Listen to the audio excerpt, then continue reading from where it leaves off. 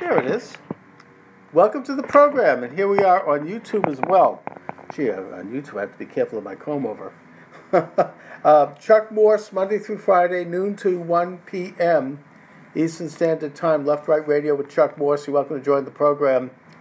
929-477-3201, 929-477-3201.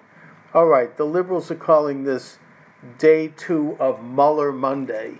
That being Special Prosecutor Robert Mueller, who yesterday came down with several indictments, including former Trump campaign leader, head of campaign, Paul Manafort. The charges against Manafort were 10 years old. They were charges that had nothing whatsoever to do with the Trump campaign. They were charges that, according to people who cover this, are not brought usually against Americans who are lobbyists, which can be a fairly dirty business. And I'm not suggesting that Paul Manafort is someone who's on the up and up. You know, it doesn't look like he is. He looks like he's got some issues, perhaps, that he needs to deal with, but they have nothing to do with the Trump campaign. Unlike Hillary Clinton, who had monies filtered through a foundation that they use as a piggy bank, that being the Clinton Foundation, Manafort just did it the old-fashioned way. He put it in his pocket, apparently. And this, again, are allegations that are not good, and it puts pressure on him to try to make something up about Trump so that he can get off. It brings up the broader question, of course, which is, why is it that Robert Mueller and his staff of highly partisan Democratic donors and illegal sharks, really, are probably the best team to be coordinated in recent memory, are on this mission to destroy President Trump? Why is that, I ask you? Well, I would suggest that they are trying to distract Trump because they want to stop what I would describe as the Trump revolution. What is the Trump revolution, you ask? Donald Trump, whether or not he personally is this, he stands for this. And I think he is this. He wants to return governing powers to the people, the sovereign citizens of the United States, who derive their sovereignty from God and not from the state. That is a principle upon which our democracy and our republic is based. It says so explicitly in the Declaration of Independence. We are endowed by our Creator with rights, not the state. And he wants to do that by going after what he's called what Steve Bannon has called the administrative state. He's called it the swamp. He's called it the dark state.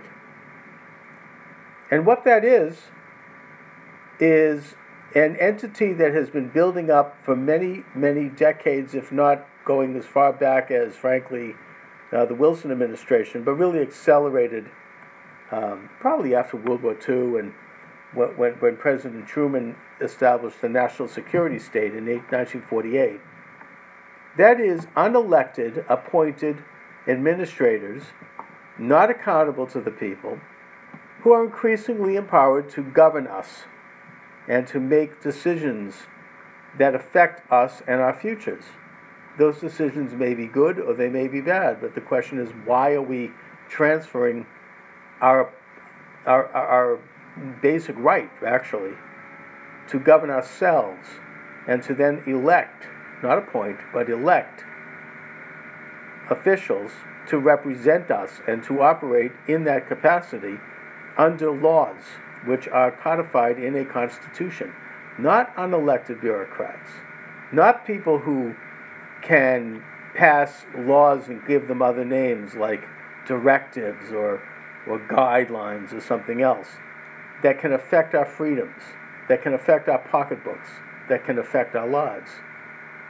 Instead, they have assumed these powers under both Democratic and Republican administrations and under both parties over time. Trump is trying to dismantle that, and he is dismantling it, and this scares them. He has reduced nonsensical and onerous regulations over many aspects of our lives and of our business. He has returned powers that had been transferred overseas, like, for example, to UNESCO, or to the United Nations, or to international treaties on climate change, and he's returned it to the people. I heard something interesting, that you have liberal Democrats, I think in some states, saying, well, we're going to abide by the ideas of the Paris Climate Agreement. Fine, let them abide by it. I think that's okay. We should have clean air. We should have high standards in this country. But Trump is simply saying he's not going to hand $100 million a year, or whatever, how much it is, to this shadowy international organization called the Green Group, that, putting aside the fact that they'll do nothing to improve the environment, is not constitutional. It has nothing to do with America's ability to regulate our own environment and our own air quality, and to encourage other nations to do likewise out of self-interest. It's nothing to do with that. We could go through a whole list of things that Trump is doing to put America first and to reestablish and reassert America's sovereign rights, like any other sovereign nation, operating in self-interest. But this is completely against the principles that have been building up for these past decades, certainly among the Democratic Party, but even among major aspects of the Republican Party, what we call the rhinos. And that is to subsume American sovereignty and make America, basically, when you get down to it, a providence of the world. They are internationalists. They want perpetual war overseas. They want high taxes here to pay for everything. They want policies that openly hurt this country, like open borders. They don't believe in national sovereignty.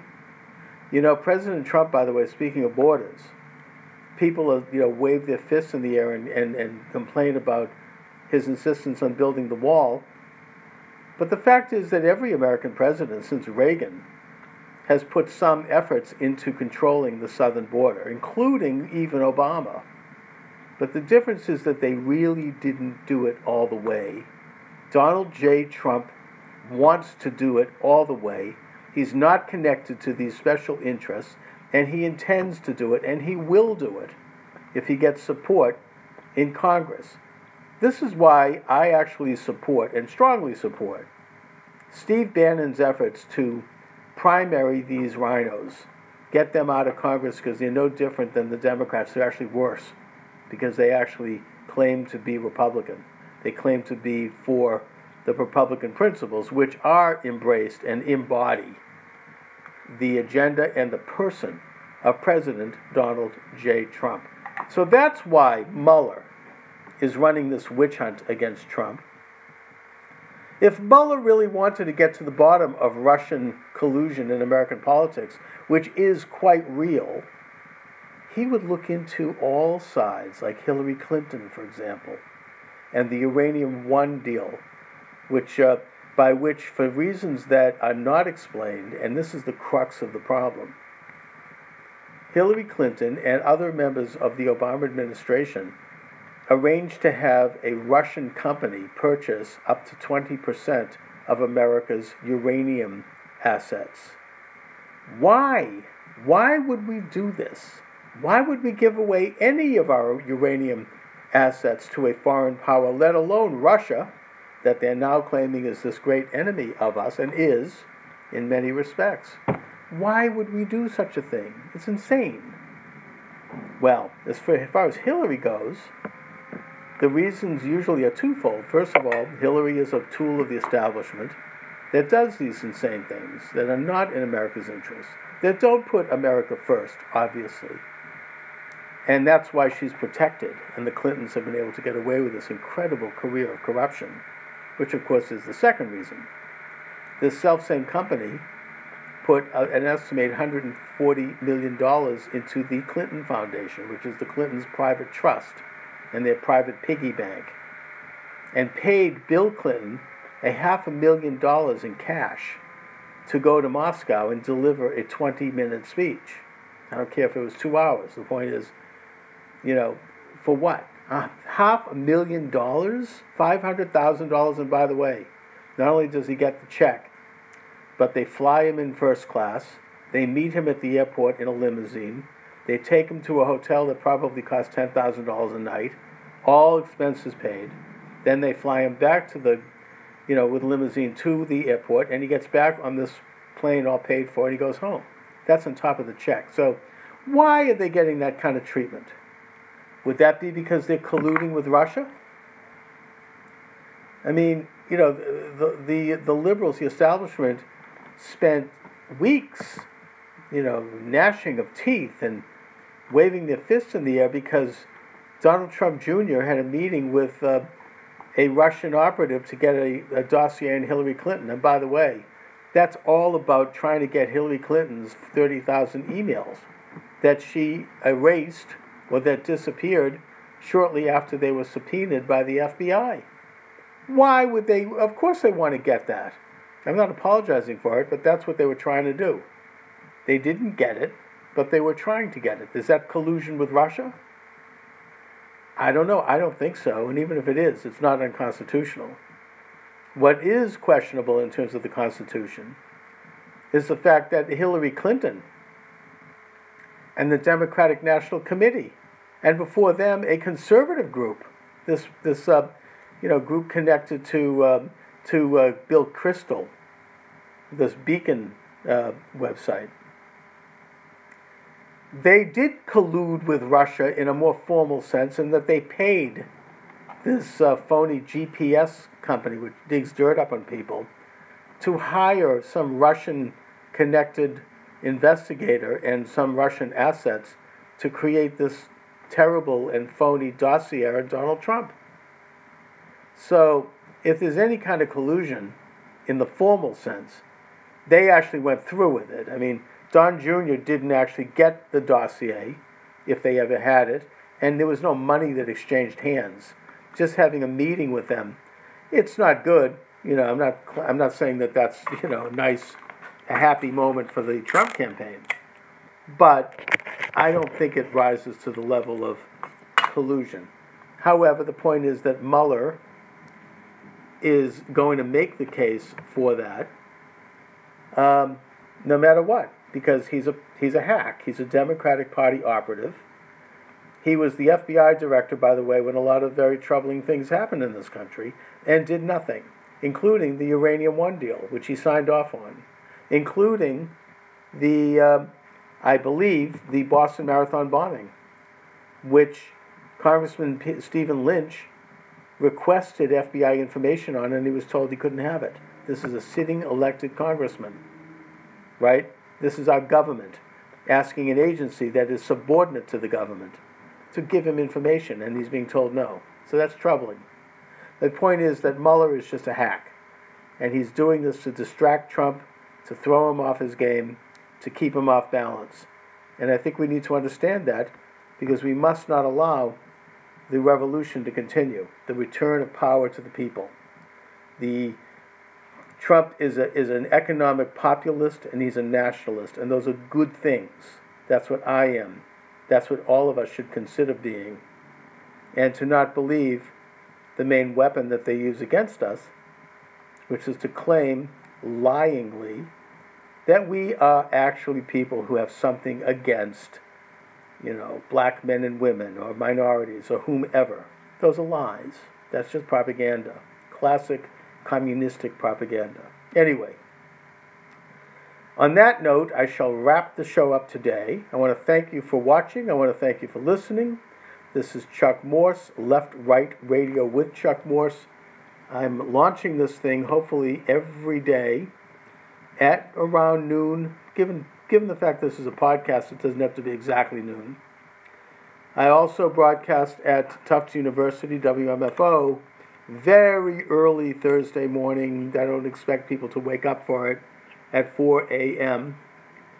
But I'll point out that this program and that program are all archived on iTunes, Stitcher, and other Google and other locations. Plus, they're on my blog site, which is Left Right Radio with Chuck Morse, and other locations. So you can check it out anytime.